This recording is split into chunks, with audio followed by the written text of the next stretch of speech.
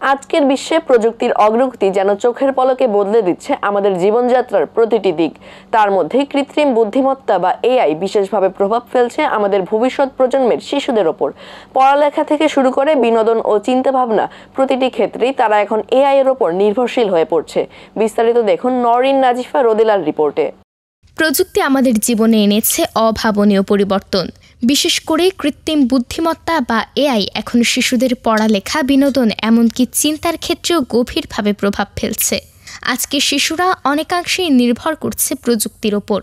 Homework, প্রশ্নের উত্তর এমনকি গল্প তৈরি সবই এখন এআই এর মাধ্যমে করছে। কোন ক্লাসে? ক্লাস 7।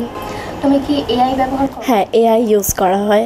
যেমন এআই একটা অ্যাপ, ChatGPT। কোন কোন ক্ষেত্রে এআই ব্যবহার করো? বিভিন্ন ক্ষেত্রে এআই ইউজ করা হয়। যেমন স্কুলে কোনো অ্যাসাইনমেন্ট দিলে, যেমন ইংলিশে কোনো প্যারাগ্রাফ যদি লিখতে দেওয়া হয়, তাহলে এআই আমি ইজিলি সার্চ করে অ্যান্সারটা পাই।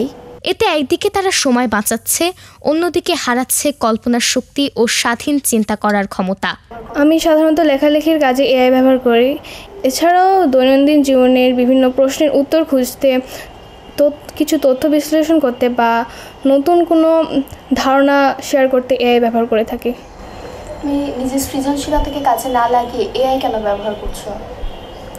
আমি এআই ব্যবহার করি যাতে কাজের গতি দ্রুত এবং সহজ হয়। অভিভাবকদের মতে শিক্ষার্থীরা আগের মতো মনোযোগ ধরে রাখতে পারে না।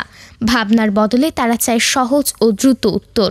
অ্যাপে ঢুকলে তোরা সব কিছুই পেয়ে নিচ্ছে, এক্ষেত্রে ওরা নিজের থেকে তো কোনো কিছু শিখতে পারতেছে না, তারপর মেধার বিকাশটা হচ্ছে না। মানে আমার প্রয়োজনে একটা জিনিস আমি ওখানে ঢুকে গেলাম, পেয়ে নিলাম, এখান থেকে তো আমার ব্রেন বা কোনো কিছুই তো কাজে লাগাচ্ছি না।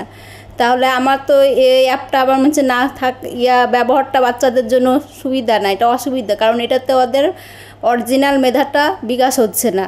বিশেষজ্ঞদের মতে শিশুর স্বাভাবিক মানসিক বিকাশের জন্য বাস্তব জগতের সঙ্গে সংযোগ জরুরি। অথচ আজকে শিশুরা ভার্চুয়াল জগতে ডুবে যাচ্ছে। এটার কোনো নেতিবাচক ব্যবহার যেন না হয়, এবং এই এআই ব্যবহার করার ক্ষেত্রে নানা রকমের যে টুলসগুলো ব্যবহার করা হয়, সেই টুলসগুলো প্রপারলি, যেগুলো একেবারে এডুকেশনের সাথে হাইলি কানেক্টেড, ওই সমস্ত টুলস কীভাবে ডেভেলপ করা যায় বা করা হয় সেগুলোও যদি শিক্ষার্থীদের শেখানো যায়, তাহলে তো তাদের সৃজনশীলতা আরও বৃদ্ধি পাওয়ার সম্ভাবনা আছে আমাদের নেক্সট জেনারেশনের জন্য। খেয়াল রাখতে হবে সেটা হলো এআই তো অনেক কিছু ভুল করে, সেটাকে এডিট করবে শিক্ষার্থী নিজে এবং খুঁজে নেবেও শিক্ষার্থী নিজে, যাতে করে সেখানে তার নিজস্বতা, ওখান থেকে সে সহায়তা পেতে পারে। কিন্তু প্লাজারিজম চেকিং বা এআই পার্সেন্টেজ কতটা তারা ব্যবহার করছে, কতটা আমাদের এডুকেশনে অ্যাকসেপ্টেড বা সায়েন্টিফিক্যালি কত পার্সেন্টেজ ব্যবহার করা যায়, এই বিষয়গুলো খুব জরুরি। কারণ ওখানে যদি তারা এডিট করলে কিন্তু তাদের একটা লার্নিং হচ্ছে। একটা হলো সেটা সার্চ করছে তখন তার একটা লার্নিং হচ্ছে, এবং সার্চ করতে গিয়ে সে অন্যান্য অনেক লিটারেচারের সমন্বয়তে এআই আমাকে এই প্রোডাকশানটা করে দেয়, এবং সেটা যখন সে শিক্ষার্থী নিজে এডিট করবে, তখন তো তার নিজস্ব জ্ঞান, দক্ষতা এবং তার প্রজ্ঞা তো সেখানে অ্যাপ্লাই করতেই হয়। এআই অবশ্যই একটি শক্তিশালী সহায়ক হাতিয়ার। এর সঠিক ব্যবহার করতে হবে, নইলে ভবিষ্যতের প্রজন্ম হবে প্রযুক্তি নির্ভর, চিন্তা শক্তিহীন। বর্তমানে শিশু কিশোরেরা পড়াশোনা সহ বিভিন্ন কাজে কৃত্রিম বুদ্ধিমত্তার উপর নির্ভরশীল। ফলে তারা নিজের চিন্তা ও কল্পনা শক্তিকে কাজে লাগানোর সুযোগ পাচ্ছে না। তাই প্রযুক্তি ব্যবহারে ভারসাম্য রক্ষার দিকেই গুরুত্ব দেওয়ার তাগিদ বিশেষজ্ঞদের। নওরিন নাজিফা রোদেলা, আমরা করব জয়, ATN বাংলা, ঢাকা।